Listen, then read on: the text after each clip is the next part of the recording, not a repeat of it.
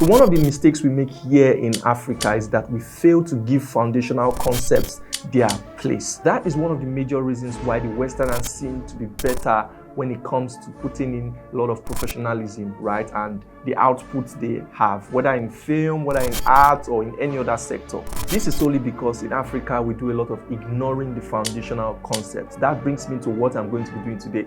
This is my first video for the year, and what way to do a first video than to do some foundational lessons, important foundational lessons for that matter. So I'm EKD, and today I'm going to be revealing or showing you one of my private classes I had with my Pro Cyclers. At the end of this video, I'm going to be giving you more information about my Pro Cycle. On this private class, we had a guest from Portugal, my friend, a Portuguese designer, Carolina Gaspar. She came up and she came to teach something I consider a master class. We could go to learn a little segment of it in the Harvard Business School. And she taught intensively on how creatives can